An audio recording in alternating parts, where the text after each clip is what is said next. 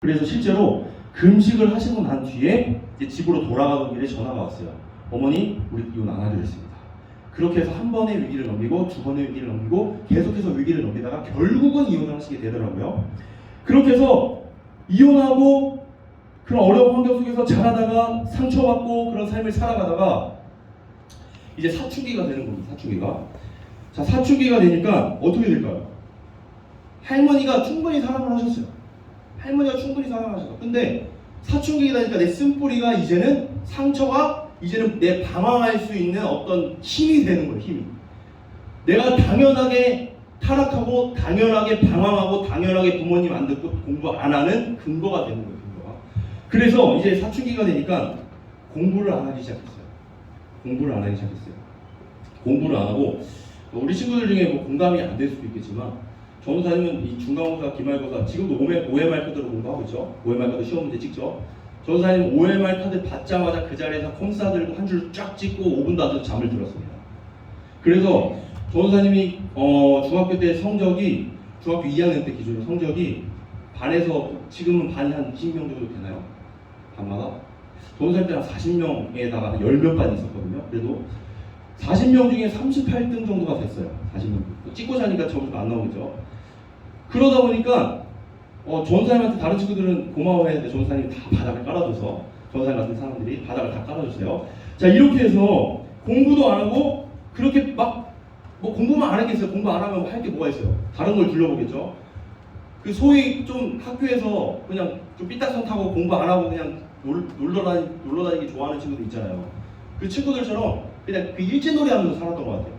일제놀이 하면서 살았던 것 같아요.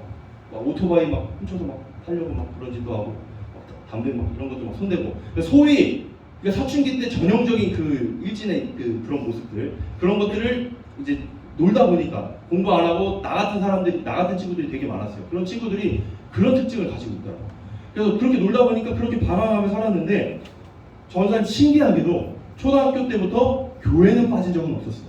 할머니가 신실하시다 보니까 맨날 교회를 데려가셨고 그렇게 방황하고 공부 안 하고 막무가내로 살아도 할머니가 교회를 애걸복걸하면서 데려가셨기 때문에 교회는 신기하게 빠지고 이렇게 교회 신기하게 빠지지 않고 교회를 다녔습니다.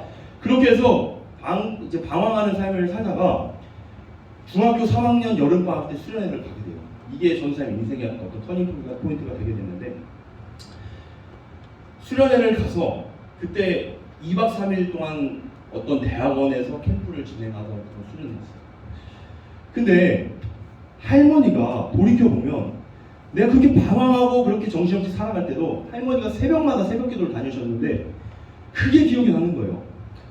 할머니 말 지긋지긋 안 듣고 할머니한테 대들다가 할머니가 제자리에 주저앉아서 울 때도 있으시고 막 그렇게 내성동도 사실 적도 있으시고 그렇게 말도 안 듣고 아빠는 교과서 다 찢어버리고 불태워버린다고 막 소리치면서 막 그렇게 혼내셨던 적도 있으시고 이러면서 막 막무가내로 살았는데도 잠들 때마다 혹은 전사님이 새벽마다 할머니가 항상 전사님 발을 붙잡고 기도를 해주셨거든요.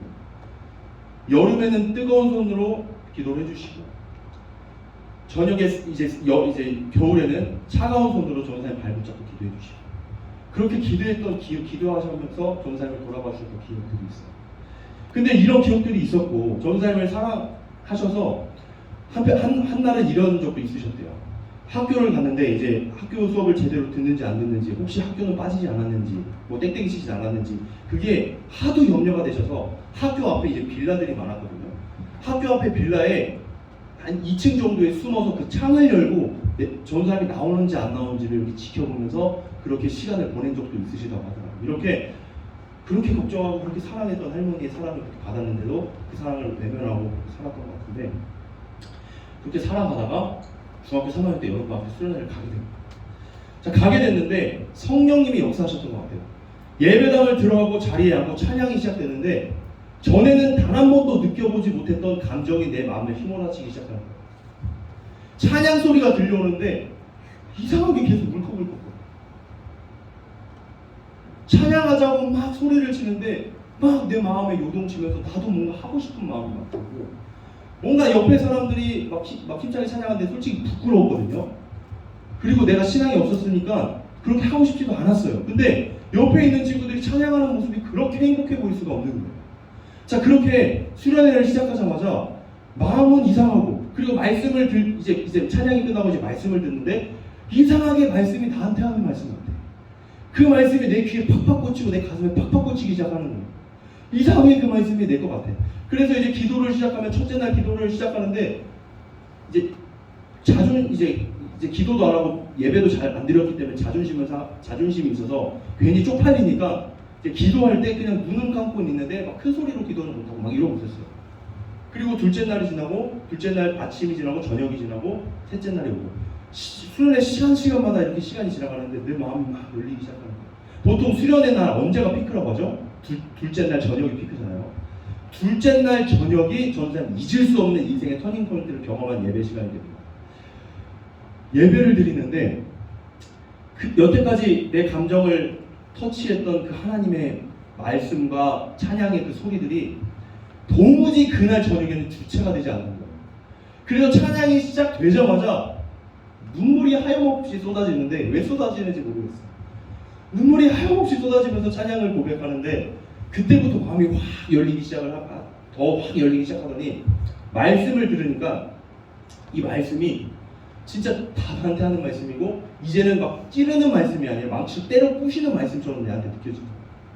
그러면서 말씀을 막 듣는데 그 말씀 듣는 시간이 막 눈물도 나지만 막 괴롭기도 하고 마음이 너무 어렵기도 하고 막 너무 두렵기도 하고, 그러면서 막 어찌할 바 모르는 그런 상태로 이제 말씀을 다 듣고, 이제 보통 이제 말씀 다 듣고 막 주여서 참 기도합시다 막 이렇게 하잖아요. 기도하기 시작하는데 그때부터 막 회개가 터져 나오기 시작합니다.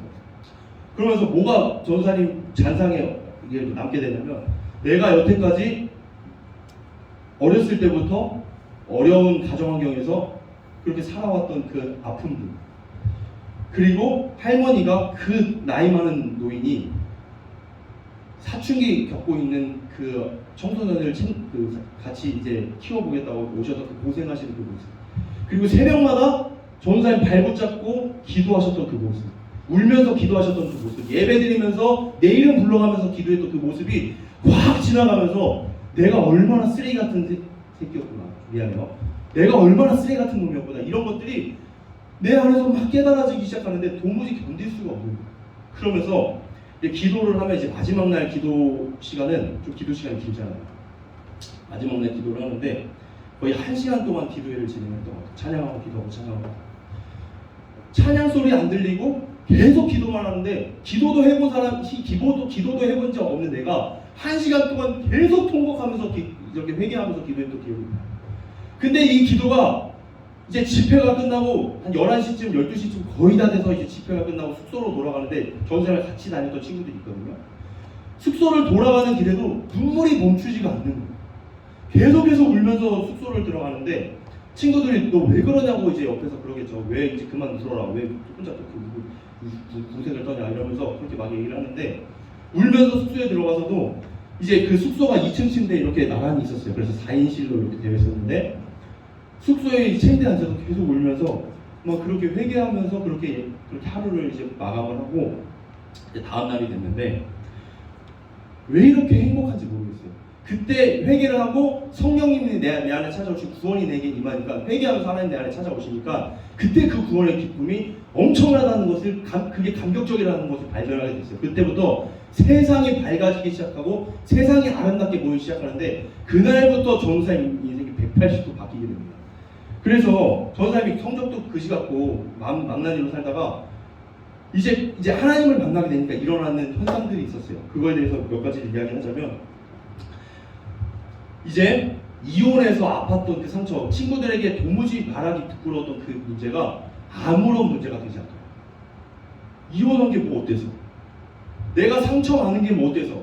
하나님은 나를 사랑하시는데, 하나님이 내 아버지가 되시는데, 하나님이 내 아버지가 되시는데, 이게 내 안에 확신이 들어서니까 부모님이 갈라서고 이혼해서 결손가정이 되어도 내게 그것이 상처가 되지 않으니까 이제는 그것을 당당하게 이야기하면서 살아갈 수 있게 되는 거예요.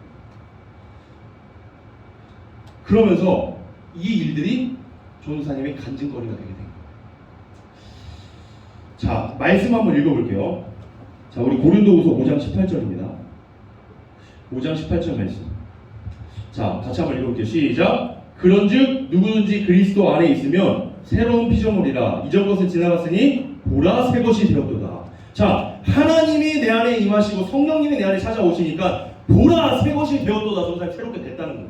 자, 새롭게 되니까 어떤 현상들이 발생하게 되냐면 삶의 목적이 뚜렷하게 생기기 시작하는 거예요. 아, 내가 어떤 존재인지 내 존재 가치를 우리 이번 금요일 할 때 존재 가치에 대해서 우리 수영 목사님께서 말씀하셨죠. 내 존재 가치가 하나님을 만나니까 와, 내가 이런 존재였구나라는 것이 깊이 깨달아지게 되니까 어떻게 삶을 살아가게 되냐면 내가 받은 이 구원의 감격이 나 같은 자도 사랑하시는 그 예수님의 십자가의 사랑이 얼마나 큰지 내가 알기 때문에 내가 그 십자가의 사랑을 전하면서 살아야겠다. 전도하고 싶은 마음이 막 들어서기 시작합니다. 이 말을 내가 받은 이 사랑을 내가 받은 이 은혜의 감격을 누군가한테 계속 이야기가 해주고 싶은 거야. 그런데 이야기를 해주려면 영향력이 있는 사람이 돼야 되잖아요. 그래서 공부를 하기 시작합니다. 전도사님 40등 중에 몇 등이라고 했죠? 38등, 38등 그쪽이었어요.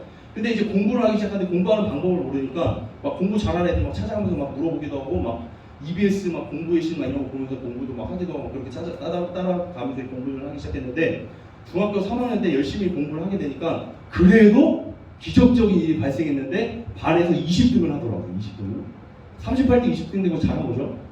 네. 네, 열심히 공부하기 시작했어요.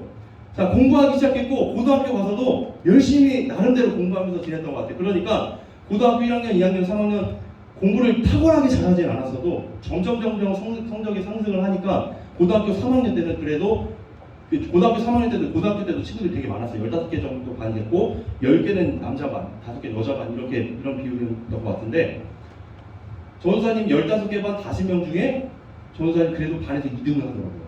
잘한 거죠. 네. 반에서 2등을 하게 되더라고요. 삶의 목적이 생기니까 내가 왜 살아야 하고 내가 하나님의 영광을 위해서 이렇게 살아가야 되겠다라는 결단이 생기니까 공부를 하기 시작하는 거예요. 그러니까 삶의 목적이 없으면 공부도 돼요, 안 돼요? 내가 왜 공부해야 되는지를 모르는데 어떻게 공부가 될 수가 있겠어요? 그러니까 이제 공부를 열심히 하기 시작하니까 공부의 성적도 오르고 되게 신나는 삶을 살았어요. 자, 그리고 또 한 가지 특징이 생깁니다. 예배를 사모하게 됐어요. 자, 예배를 어떻게 사모하게 됐냐면 원래 이제 주일 예배만 이제 드리다가 예수님을 만나니까 예배하고 싶은 감격이 막 내 안에서 막 샘솟듯이 솟아나는 거예요.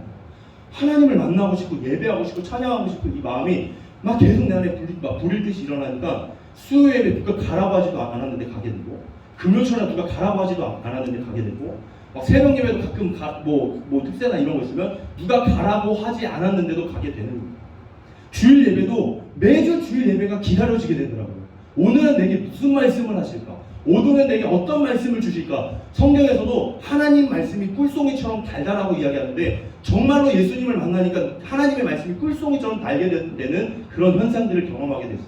그래서 예배를 사모하게 되더라고요. 자, 그리고 예배를 사모하게 되니까 하나님의 말씀이 내 안에 계속해서 들어오게 되니까 하나님 말씀대로 내 삶이 변화되게 되겠죠. 자, 내 삶이 변화되게 되면서 예배를 통해서 하나님의 말씀이 내 삶을 움직이는 원동력이 되게 되는데, 자, 그렇게 예배 생활을 하게 되고 그 다음에는 전도사님 뭐가 바뀌었냐면 이제 예배를 사모하게 되니까 이제 학교에서도 예수님을 막 자랑하게 되고 이런 것들이 막 발생하게 되니까 이제 어떤 일들이 일어나냐면 이제 고등학생 되면 이제 막 예배 막 야자도 하고 막 이러잖아요. 그러니까 전도사님 물론 야자 해야 됩니다. 열심히 해야 돼요. 근데 이제 뭐 예를 들어 뭐 수학여행을 가게 됐어요. 수학여행.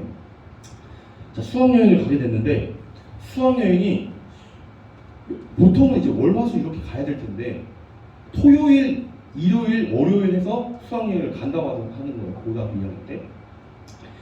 나는 그 당시 전도사님 고등학교 2학년 때 어떤 걸 맡고 있었냐면 이제 전도사님 전에 있었던 교회도 좀 큰 규모였어요. 그래서 큰 규모여서 이제 학생들이 되게 많았는데 전도사님이 일반 반들도 한 10개 반 정도 있고 각 학년마다 다 6개씩은 있었어요. 1학년, 2학년, 3학년 다 6개씩 있었고 뭐 임원반도 있고 뭐 찬양팀도 있고 뭐 신입반도 있었어요. 신입반은 뭐냐면 이제 새로 온 친구들을 섬겨주는 그런 역할을 하던 그런 부서였는데 전도사님이 그 신입반을 맡고 있었어요. 신입반을 맡고 있었는데 나는 주일날 내가 맡겨진 일들이 있고 주의 일을 해야 된다는 그런 책임감이 있는데 주말에 제주도를 간다는 거예요. 자, 그럼 전사님은 어떤 선택을 했을까요? 나는 제주도를 못 가겠습니다. 자, 선생님한테 그렇게 이야기했어요. 자, 근데 그 당시 이제 전사님 그 담임 선생님이 약간 전사님 좀 싫어했거든요. 전사님 싫어했는데 왜 싫어했냐면 이제 아무래도 이제 고등학교 담임 선생님이다 보니까 입시를 준비하고 공부를 해야 되는데 이제 전사님이 지금은 있는지 없는지 모르겠어요. 학교 도착하면 학교가 보통 1교시면 9시부터 수업이 시작하는데 이제 고등학교 때는 8시에 오라고 해서 거의 1시간 동안 독서하는 시간을 줬어요. 독서하는 시간. 그래서 책을 읽는 시간을 주고 그 다음에 아침 조회 간단히 하고 이제 수업 1교시가 이제 진행이 됐는데 그 독서하는 시간에 이제 신앙서적을 이제 보는 거예요. 이제 신앙서적을 보니까 이제 선생님이 왜 그런 걸 보냐고 자꾸 잔소리를 하시더라고요. 근데 뭐 이야기했듯이 전사님은 이제 예수님 만나고 중학교 3학년 때 사실 목회자가 되겠다는 결단을 했었거든요. 그래서 이제 신앙서적을 읽으니까 그 선생님이 계속 지적질을 하시는 거예요. 그러면서 야 유난 좀 떨지 마라. 유난 좀 떨지 마라. 야 학생이 공부할 때 공부해야지.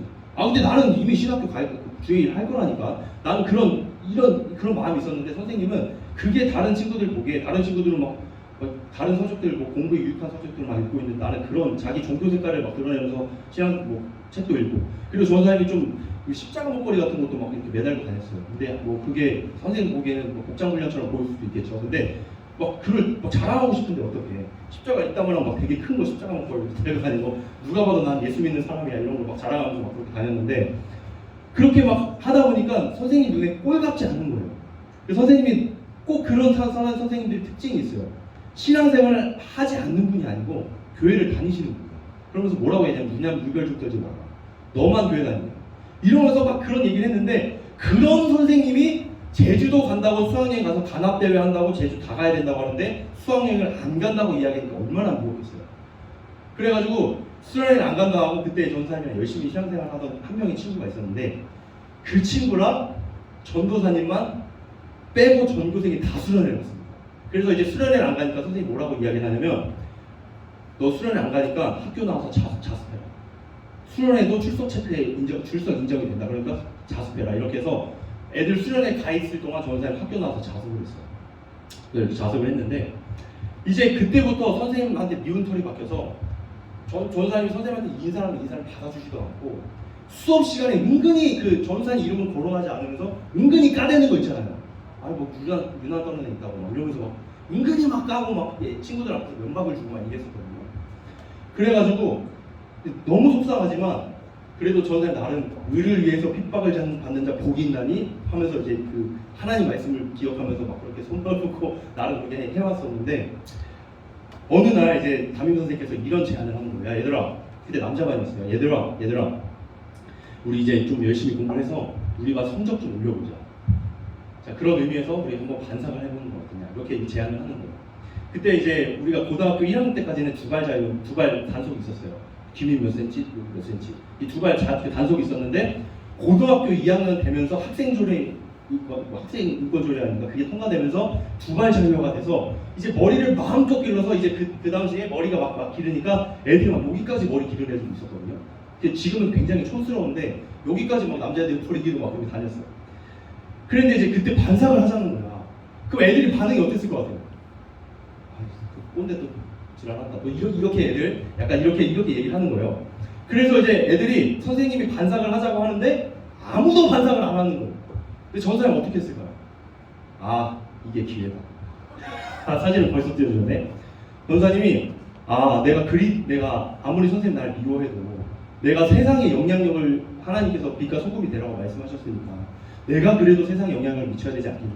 그래서 전도사님이랑 또 이제 그 말고 딸랑이 같은 애 있었어요. 꼭 선생님 옆에 막 딸랑거리면서 막 선생님한테 문제집 먹고 이런 애들 있잖아요. 막 이런 애들 있어요. 막 가가지고 그런 걔랑 전도사님만 반상을 해온 거예요. 그래서 애들이 전도사님 뭐라고 했냐면 매국노 새끼라고 했습니다. 너가 친집한 새끼, 친집한보다 나쁜 새끼라고. 막 머리를 밀고 오니까 이때 그 친구 저 뒤에 있는 친구가 전도사님이 열심히 신앙생활했던 친구예요. 같은 반이었는데 사진을 찍더라고요. 친일파, 매국노 이렇게 해서 사진을 찍었는데 이렇게 해서 학교를 이제 가게 됐습니다. 그 다음부터 선생님 반응이 어떻게 되냐면 전도사님을 바라보는 시선이 완전히 달라진 거였어요. 그 전까지는 막 꼴같지 않은 막 꼴같지 않은 애였는데 전도사님이 결단을 보여주잖아요. 선생님의 말씀에 순종해서 선생님 마음을 그래도 얻어보자. 해서 반성을 했는데 그 다음부터는 이제 선생님께서 전도사님에 대한 어떤 부정적인 인식이 사라졌는지 인사를 하면 그대로 받아주시더라고요. 그리고 이제 마지막에 우리가 학년 말이 되면 넘겨주셔야 돼요. 너무 오랫동안 틀어주신 것 같은데. 아 이거 아니야. 넘겨주세요. 꺼주세요. 아이 꺼주세요. 자, 그 다음부터는 이제 선생님께서 전사님 좋게 만나요. 그래도 막 반 애들 앞에서 선생님 면박 준 게 이제 애들한테 민망하니까 대놓고는 이제 뭐 전사님을 편들어주거나 챙겨주진 않았는데 마지막에 이제 그 생활기록부 있잖아요. 생활기록부를 보니까 엄청나게 길게 선생님 써주신 거예요. 그래서 와, 선생님이 전사님을 대하는 태도가 이렇게 달라졌구나. 그래도 전사님 보고 좋은 평가를 내려주시는 그런 은혜를 경험하게 됐었어요. 자, 이렇게 예배를 사모하게 되고 예배를 하나님을 사랑하게 되니까 세상에 선한 영향력을 미치고 싶다. 이런 결단이 되게 되는 겁니다. 자, 그 다음에 뭐가 바뀌게 됐냐면 기도가 바뀌게 됐어요. 자, 하나님을 사랑하니까 하나님 앞에 계속해서 기도하고 싶은 거예요. 그래서 기도의 자리를 가게 되는데 전사님이 고등학교 때부터 고등학교 입학해서 어떤 걸 했었냐면 고등학교 그 기독교 동아리에서 혹시 학교에 기독교 동아리 있는 사람? 그 기독교 동아리 있는 사람 없어요? 기독교 동아리 있는 학교? 그 당시에 전사 학교에 기독교 동아리가 있었는데 루아라는 동아리였어요. 이 루아가 하나님을 찬양하라 이런 동아리였고 그런 뜻을 가지고 있었고 루아라는 그 동아리에서 뭘 했냐면 기독교 합창 동아리였어요. 그래서 학교를 들어가고 저 전사님 그 친구 몇 명 같이 신앙생활하는 친구들이 있어서 야 우리 그 기독교 동아리 들어가자 해가지고 고등학교 1학년 때 그 동아리 등록하는 시간에 이제 그 등록을 해서 이제 들어가게 됐어요. 그렇게 했는데 이제 합창 동아리였으니까 뭐 기도하고 이런 건 없었어요. 근데 우리가 한번 기도회를 만들어 보자 해서 어떻게 기도회를 시작을 했냐면 학교에서 기도회를 시작을 하기 시작했어요. 그래서 전사님 학교가 5층이었는데 5층짜리 건물이었는데 3층의 끝으로 가면 다목적실이 있어요. 다목적실 맞은편에 공간이 이렇게 넓습니다. 그래서 전사님이 친구들이랑 야 우리 이때 기도를 하자.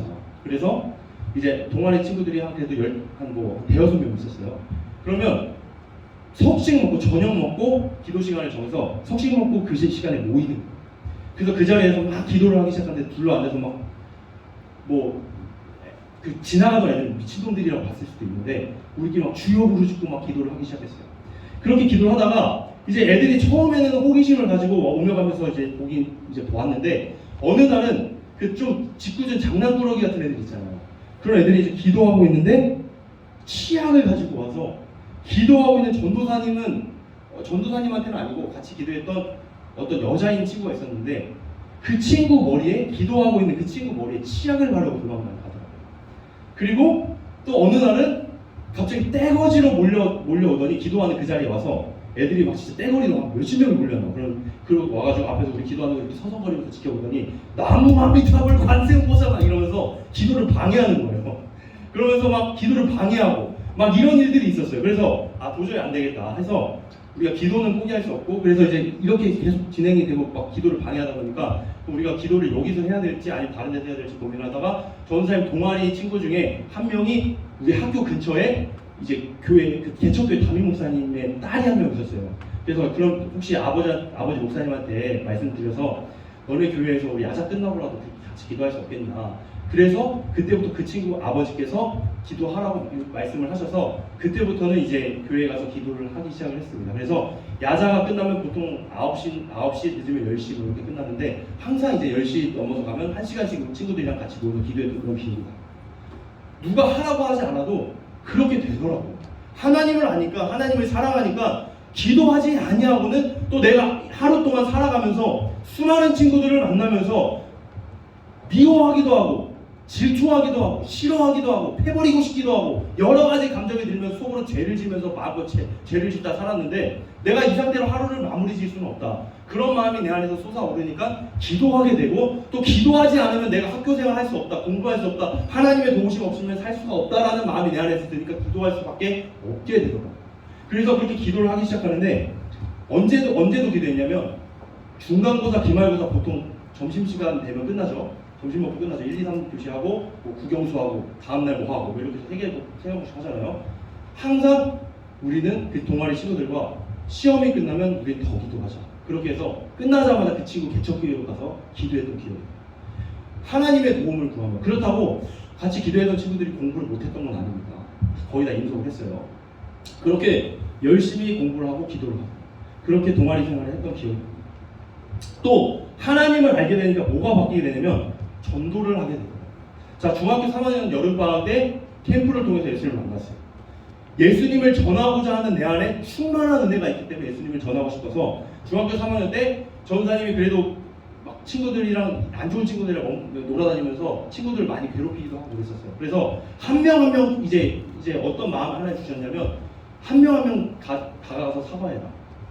너가 잘못 괴롭혔던 친구들이 가서 사과해라. 이런 마음을 주시더라고요. 그래서 그 친구들 한 명 한 명 찾아가서 적어도 나 때문에 힘들어했던 친구들 가서 사과하고 내가 이랬는데 내가 예수님을 만나니까 내가 너무나 죄인이라는 사실을 발견하니까 너한테 너무나 미안하더라 하면서 친구들한테 가서 사과를 하기도 하고 그리고 이제 우리가 지금 이제 경산 사탕을 던져줬지만 그 학교 다닐 때 별거 아닌데 선생님들이 퀴즈 맞춰서 사탕 하나씩 던져주잖아요.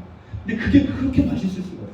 전사님 학교 수업할 때 청포도 사탕 선생님이 항상 주머니에 넣고 다니시던 분이 있었거든요. 퀴즈 맞추면 청포도 사탕 들어서 던져주는 거예요. 그러면 그 사탕을 수업 시간 내내 먹는데 그렇게 행복할 수가 없어요. 그래서 전사님이 이제 할머니다 보니까 사탕을 많이 이제 드시잖아요. 그럼 집에 사탕 한 묶음씩 주머니에 넣고 학교를 가는 거예요. 그래서 이제 밤마다 돌아다니면서 사탕 한 개씩 주면 내가 교회 가자. 뭐 이런 식으로 전도했던 기억이 나요. 그렇게 해서 하나님을 만나니까 전도하고 싶은 마음이 생기고 친구들에게 사과하고 싶은 마음이 생기고 막 이렇게 친구들에게 예수님을 전하고 싶은 마음이 생기니까 전사님이 중학교 3학년 때 그때 교회에서 이제 또 우연하게 전도 집회가 열리게 됐는데 그때 한 10명의 친구를 한 번에 교회를 데려가서 교회에서 이제 전도상을 받았던 그런 기억이 나요. 이렇게 하나님을 알게 되니까 복음을 전하고 싶고 전도하고 싶으니까 그런 전도하는 일이 일어나게 되더라고요. 자, 그리고 또 어떤 일이 있었냐면 전사님이 중학교 3학년 때 캠프에서 은혜를 받고 이제 고등학교에 올라왔는데 이제 또 전도하고 싶은 마음이 있었고 전사님 고등학교 1학년 때 다녔던 교회가 혹시 아는 친구도 있을지 모르겠어요. 이제 연세중학교라고 혹시 흰돌산 수영을 갔다 온 친구 있어요? 예, 다녀와서 어땠어요? 예, 좋기도 하지만 굉장히 힘들었을 거예요. 흰돌산을 이제 교회에서 가게 됐어요. 흰돌산에 가게 됐는데 거기서 너무 큰 은혜를 받고 그 다음번에 이제 집회를 갈 때 결심을 했어요. 아, 내가 친구들을 이 교회로 데려와야겠다. 그 흰돌산을 데려와야겠다. 그래서 전사님이 열심히 또 저금을 해서 이제 친구들에게 이제 한 4명의 친구를 흰돌산으로 데려가려고 저축을 해서 이제 그 회비가 그 당시 6만 원이었거든요. 그래서 나도 이제 돈이 없을 때 다 내줄 수는 없으니까 이제 저축을 해서 이제 절반 정도 친구들한테 이제 돈을 주면서 야, 내가 흰돌산 같이 가면 내가 조금 돈 줄 테니까 거기 되게 재밌어. 거기 되게 좋아 하면서 친구들한테 이제 흰돌산을 가자고 꼬드겨서 한 4명의 친구가 갔는데 4명의 친구랑 이제 기도원을 가서 이제 예배를 들어가게 됐어요. 근데 2명의 친구는 부모님이 신앙생활 하던 친구예요. 그리고 2명의 친구는 아예 생판 교회조차 다녀보지 않았던 친구예요. 근데 이 4명을 끌고 흰돌산을 갔는데 흰돌산 분위기 알죠? 주여! 막 하면서 기도하고 막 목사님 막 예수님을 떠나가라 하면 막 하면서 막 귀신 들어가고 막 이런 현상들이 막 일어나죠. 생판 모르는 애들이 교회를 와가지고 기도회를 이런 교회에서 예배를 드린 것도 아니고 생판 모르는 애들이 기도원에 와서 막 이러니까 애들이 이게 미친놈 광란의 집단이다 이렇게 생각을 했나 봐요. 그래서 이제 저녁쯤 이제 숙소로 들어갔는데 얘네들이 이렇게 얘기를 하는 거야. 일단 난 도무지 여기 있을 수가 없다. 나는 도무지 여기 못 있겠다. 나 좀 제발 가게 해달라고. 또 가게 해달라고 해서 막 붙잡다가 이제 결국은 그 친구들이 전사님이 자는 시간에 몰래 탈출해서 나갔어요. 자, 탈출해서 나갔는데 그 흰돌산이 어디에 위치하고 있냐면 수원의 산자락에 위치하고 있어요. 굉장히 이제 기도 쭉 들어가야 되는데 버스를 타러 내려오려면 보도로 한 30분은 내려와야지 되게 먼 거예요. 근데 그 친구들이 이 광란의 집단에서 벗어나기 위해서 30분의 노력을 불사하고 버스를 타러 내려와서 도망쳤습니다. 자, 그리고 이제 두 명의 친구들은 이제 기도원에서 끝까지 남아서 이제 은혜 받고 방언 받고 성령 받고 해서 전사님이랑 같이 이렇게 신앙생활 하는 무리가 되게 됐었어요. 그리고 이제 방학을 잘 마치고 학교를 돌아갔어요. 학교를 돌아갔는데 이제 학기 초니까 이제 선생님들이 그런 시간을 이제 갖더라고요. 방학 동안 재밌었던 에피소드 있었던 친구를 한번 나와볼래? 이렇게 얘기하더라고요. 그랬더니 이제 그 전사님이 친구들 같은 반 친구 3명이랑 다른 반 친구 1명에서 4명을 데려갔던 거거든요. 이 3명의 친구한테 이 흰돌산이 이제 여름 방학 시즌에 화근이었 뭐랄까 재밌는 에피소드였던. 그래서 도망간 친구가 앞으로 제일 먼저 나오더라고요. 제일 먼저 나와서 이제 전사님이 이제 평소에도 막 애들 막 전도하고 그랬으니까, 그래서 이제 친구가 나와서 뭐라고 얘기를 하냐면, 제가 밑에가 수련회 가면 재밌었다고 해서 이제 수련회를 가게 됐는데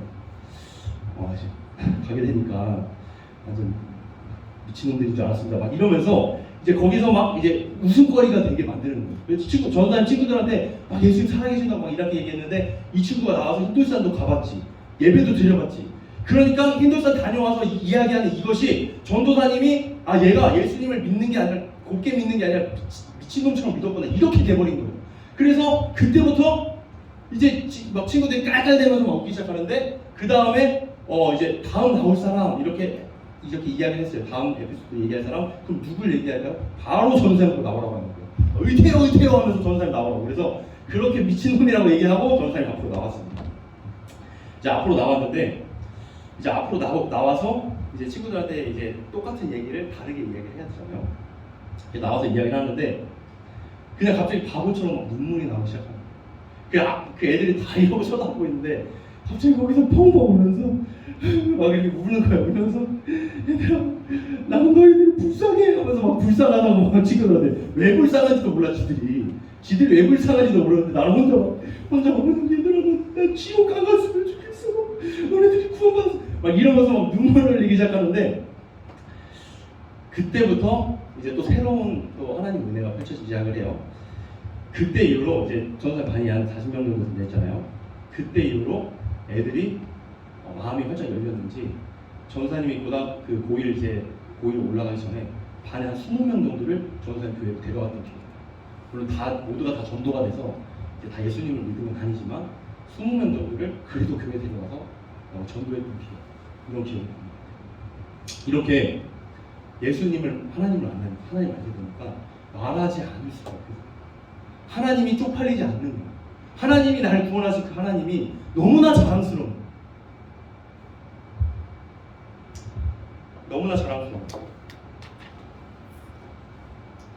자, 그래서 이렇게 열심히 이제 하다가 이제 고등학교 2학년 되고 3학년 되고, 근데 이제 중학교 3학년 때 다녔던 교회랑 고등학교 1학년 때 다녔던 교회는 달랐습니다.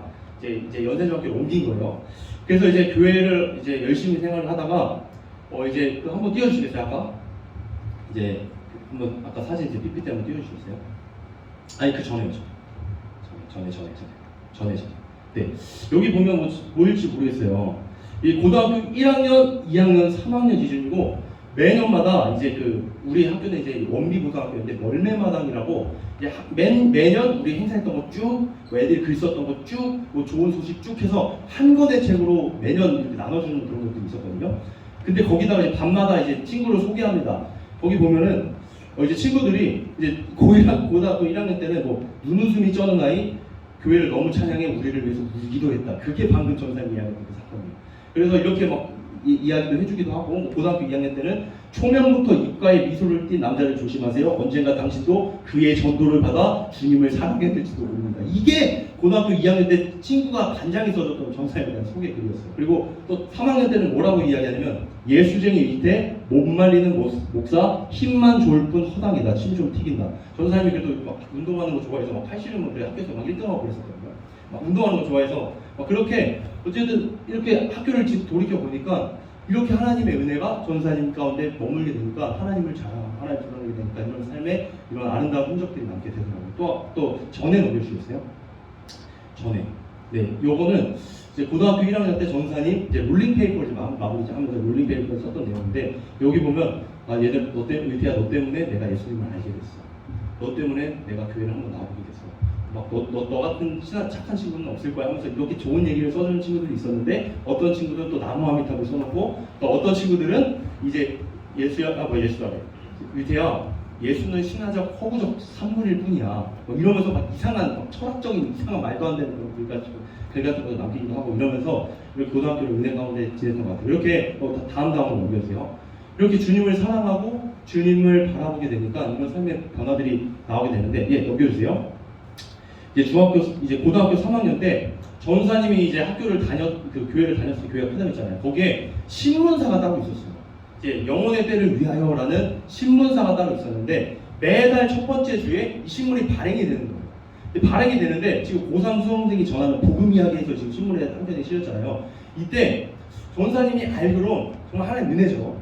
전사님 알기로 그 교회 이제 역사상 이제 고등학생이 전도 신문에 실린 거는 없었다고 하더라고요. 그래서 이제 교회 신문에 전사님의 이야기가 실리게 됐고, 이를 통해서 하나님의 은혜들을 증거할 수 있는 하나님 그런 너무나 소중한 기회들을 허락하셨는데, 이처럼 전사님 삶이 이렇게 바뀌게 되더랍니다. 예. 그리고 나서 이제 고등학교 3학년 때, 예, 다음 사진 한번 보여주세요. 이제 고등부 회장이었는데 이렇게 열심히 또 신앙생활을 하고 또 넘겨주세요. 네, 또 넘겨주시면 이렇게 같이 이제 회장으로서 이제 또 예배 또 찬양도 하고 이렇게 하면서 너무나 이렇게 행복했던 그런 기억들이 있어요. 자, 이렇게 아무것도 없는 인생, 부모님은 완전히 갈라지고 쪽팔린 인생, 부모님의 사랑도 제대로 받지 못해 사랑이 뭔지도 모르는 나 같은 인생을 하나님께서 사랑하신다는 그 사랑이 너무나 크게 느껴지니까 지금도 그 하나님 사랑에 끌려서 좋은 삶은 지금도 여러분 앞에 서서 말씀을 전하고 있습니다.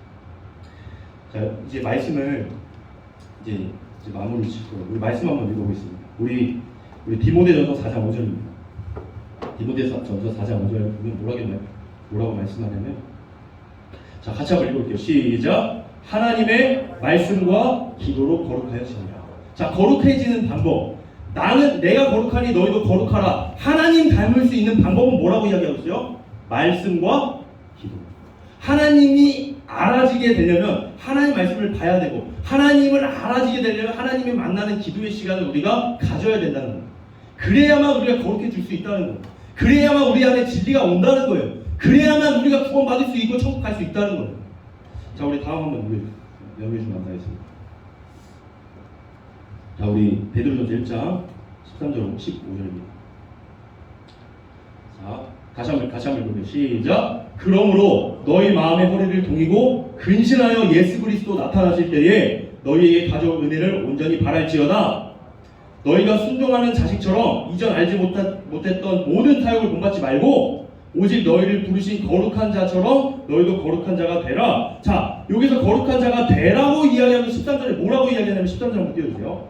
그러므로 너희는 무엇을 동여라? 마음의 허리를 동여라. 근신하라 라고 이야기하고 있습니다. 자, 마음의 허리를 동이는 거는 누가 하는 건가요? 친구들 허리띠, 전사님도 지금 오늘 허리띠 하고 왔는데 허리띠를 누가 매요? 내가 맵니다. 엄마가 아직도 매주는지. 나는 엄마가 매줘야 돼요. 이러시고 있어요. 그렇죠. 마음의 허리를 동이라. 허리띠를 우리가 동이듯이 마음의 허리를 동인다는 것은 우리의 노력이 필요하다는 거예요. 하나님을 알려는 우리의 노력이 필요하다는 거예요. 자, 다음 한번 넘겨볼게요. 자, 로마서 10장 10절입니다. 자, 같이 한번 읽어볼게요. 시작. 사람이 마음으로 믿어 의에 이르고 입으로 시인하여 무엇에 이르느니라? 구원에 이르느니라. 자, 사람이 어떻게 믿는다? 마음으로 믿는다. 마음으로 믿는 건 누가 하는 거예요? 내가 하는 거예요. 자, 그 다음에 입으로 시인하는 건 내가 하는 거예요? 하나님이 시키시는 거예요? 내가 하는 거예요. 자, 이처럼 우리가 하나님을 알려면 내가 지금 하나님이 어떤 존재인지도 몰라. 하나님이 살아계신지 아닌지 몰라. 그런데 하나님 살아계신다고 앞에서 당당하게 이야기를 하네. 하나님 살아계신다고 누군가는 목숨 걸고 간증을 하고, 누군가는 수많은 사람들은 지금도 세계에서 예수 그리스도의 복음을 전하다가 그 선교지에서 순교하는 수많은 피 흘려 죽는 사람들이 있어요. 자, 이런 사람들이 있듯이 그런 사람들은 죽으면서까지 자기가 하나님께서 부여주신 사명을 완수하면서 살아가는데, 그렇게 하나님을 믿는 사람들은 있다고 하는, 나는 하나님이 도무지 있는지 모르겠어. 그러면 우리에게 뭘 하라고? 마음의 허리를 동이고 마음으로 믿고 입으로 시인해라. 그러면 무엇이 일어나리라? 구원이 일어나리라. 자, 마지막으로 말씀 한번 읽어보겠습니다. 예, 두 개 읽어볼게요. 히브리서 11장 1절. 자, 다시 한번 읽어볼게요. 시작. 믿음은 바라는 것들의 실상이요 보이지 않는 것들의 증거라. 자, 믿음은 뭐 하는 것들의 실상이다? 바라는 건 누가 하는 거예요? 바라는 건 내가 하는 거예요. 소망하는 건 누가 하는 거예요? 내가 하는 거예요. 하나님 앞에 내가 가까이 가려는 그 진실한 마음이 우리 안에 있어야 하고, 그 마음이 하나님 앞에 상달될 때 하나님의 그 마음이 우리 안에 전달이 된다는 겁니다. 자, 마지막으로 우리 예레미야 33절을 읽고서 우리 찬양하면서 기도하겠습니다. 자, 마지막으로 읽어볼게요. 마지막이니까 우리 큰 목소리 읽어주세요. 시작! 너는 내게 부르짖으라. 내가 내게 응답하겠고 내가 알지 못하는 크고 비밀한 일을 내게 보이리라. 다시 한번 앞으로 넘겨주세요. 자, 너는 내게 뭐하라? 부르짖으라. 부르짖으라는 겁니다. 그래서 우리 전사님들, 우리 앞에서 목사님들 찬양인도 하면서 계속 뭘 하라고 해요? 주여 3번 부르짖고 기도합시다 라고 하잖아요. 왜 그걸 하라고 하냐면 주여 할 때 우리 안에 진실함이 찾아옵니다. 자, 지옥불에 있는 사람이 지옥에 떨어져서 그 영원히 고통받는 그 뜨거운 불에 떨어져서 아 뜨거워 막 이러고 있을까요? 막 이러고 고통을 받겠죠. 마찬가지로 절박한 사람은 부르짖게 되어 있습니다. 내가 주님을 만나고 싶은 사람은 주님을 부르짖어 찾게 됩니다. 그런 내가 절망적인 죄인이라는 것을 깨달아지면 주님하고 부르짖지 아니하면 내 안에서 도무지 견딜 수 없는 내 안에 그런 진실함과 애절함이 나오게 된다, 이 말입니다. 우리 친구들의 마음 가운데 하나님을 만나고 싶은 마음이 있나요? 하나님을 알고 싶은 마음이 있습니다. 모든 친구들이 하나님 알아가기를 소망합니다. 아멘.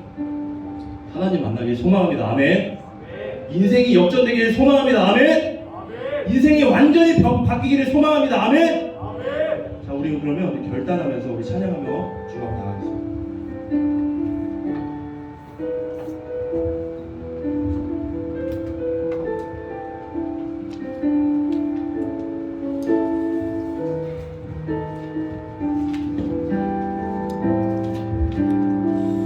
우리 주님께서 우리 친구들의 결단을 바라십니다. 우리 친구들이 어떤 인생을 살든지 하나님은 그거 중요한 거 아닌 것 같아요. 단지 하나님을 알기를 소원하십니다.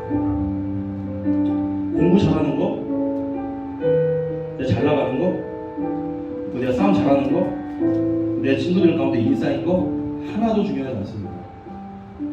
하나님은 하나님을 알기를 소원하십니다. 우리 내 삶들이 고백하시면서 우리 하나님 앞에 진실한 고백으로 주님 나를 만나달라, 내 삶이 하나님 앞에 아름답게 그려지길 소망한다고 같이 한번 찬양하시겠습니다.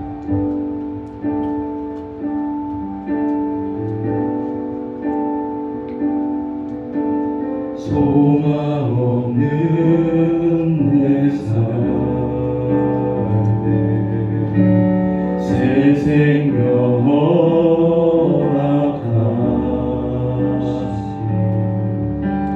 날 향한 주님의 은혜, 놀라운 주님의 사랑, 삶의 문제인 경험, 눈물만 흘릴 때 날 안아주시네, 날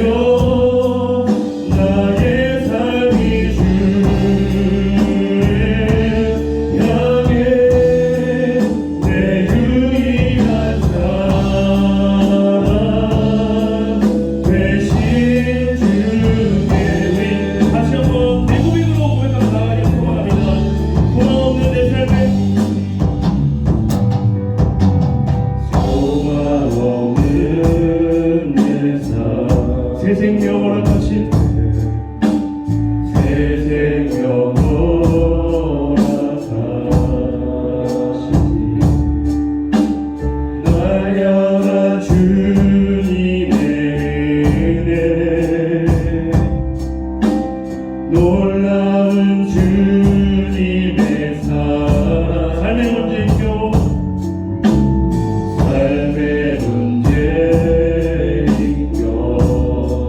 눈물 흘릴 때도 눈물 흘릴 때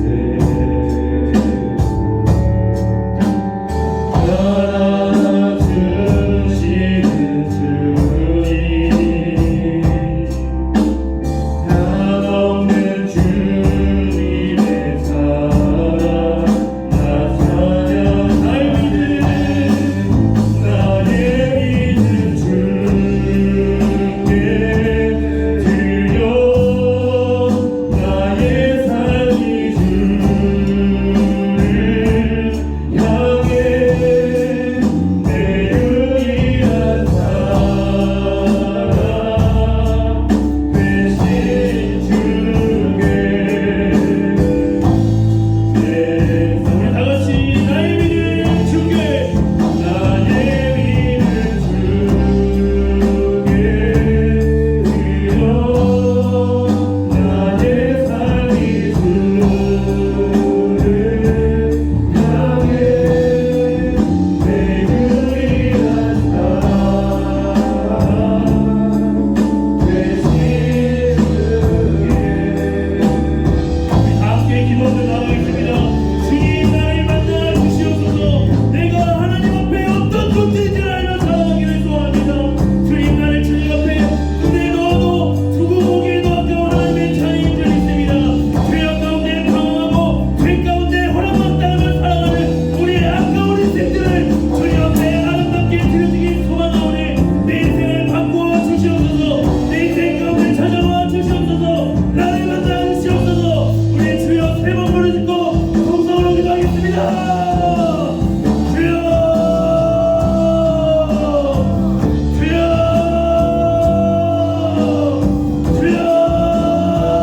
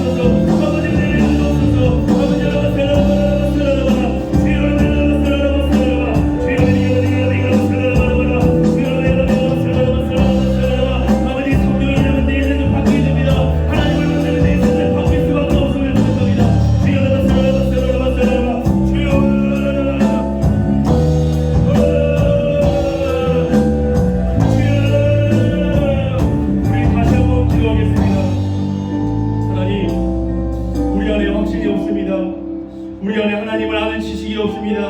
아니 하나님을 아는 지식이 있어도 그것이 믿어지지 않습니다. 주님 아버지 우리가 주님을 아는 지식이 나의 믿음이 되게 하옵소서. 하나님 내 인생을 끌고 가는 버팀목이 되게 하옵소서. 우리의 삶이 가치 있는 삶으로 살아갈 수 있도록 내 인생을 주장하여 주시옵소서. 우리에게 믿음 달라고 다시 한번 주여 한번 부르시고 통성으로 기도하겠습니다. 주여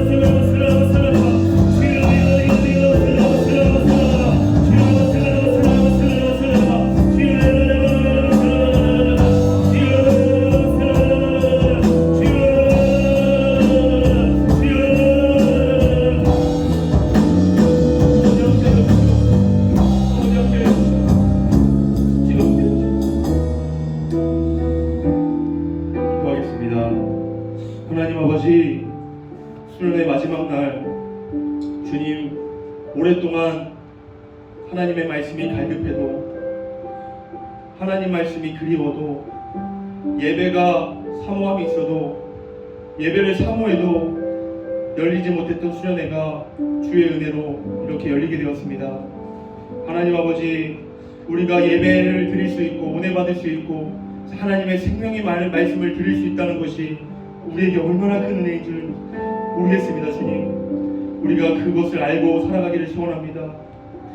천하보다 귀한 영혼, 예수님이 자기의 살을 다 짓고 자기의 피를 다 흘려 우리 하나 살려보겠다고 그 독생자 외아들 예수 그리스도께서, 하늘의 하나님께서, 이 전지전능하신 천지를 운행하시는 구세주께서 이 땅에 내려오셔서 처참한 몰골로 처참한 모습으로 이 땅에서 돌아가신 줄, 우리가 그 모습을 바라보고 기도할 수 있고 예배할 수 있을 줄 믿습니다.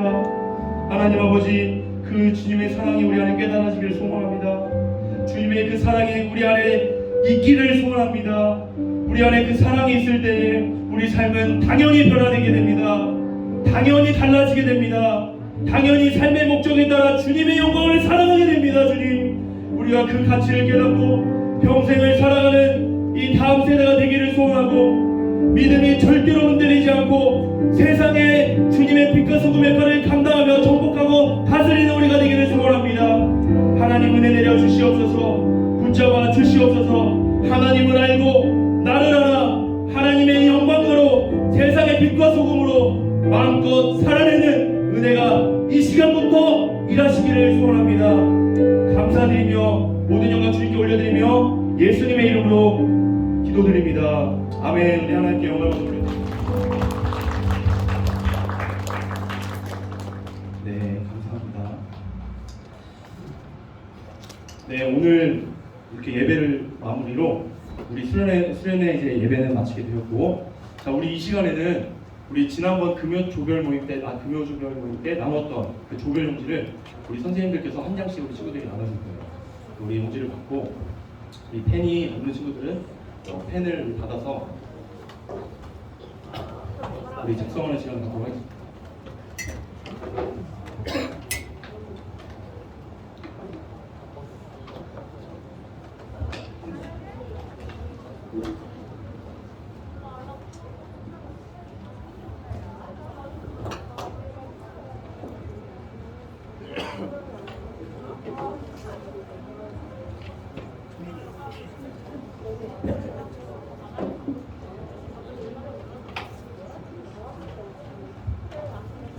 자, 우리 종이를 갖고 펜이 없는 친구들은, 펜이 없는 친구들, 종이가 없는 친구들 손 들어주세요. 자, 이렇게 일단 종이 다 받았나요? 종이 다 받았어요? 종이 못 받으시고 먼저 손 들어주세요. 자, 이제 펜이 없는 친구들. 네. 아, 지금 저희 집에 펜이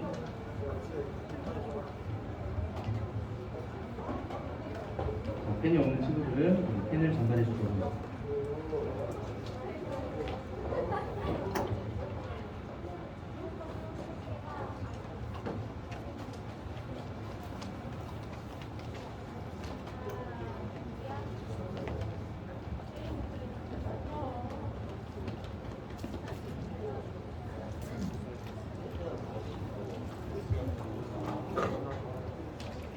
펜 못 받으신 분들 손 들어주세요.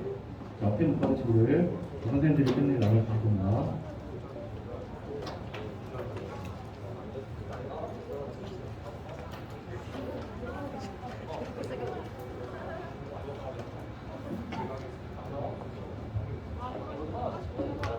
자, 이제 작성하는 시간을 갖도록 하고요. 우리 음악 좀 틀어주세요. 그리고 잔잔하게 음악 좀 깔아주시기 바랍니다.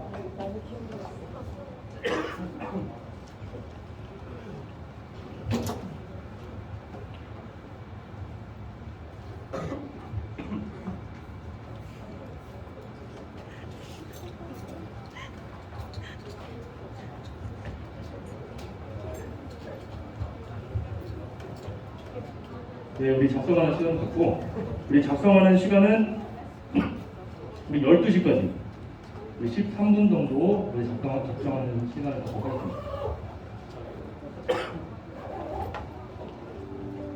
네.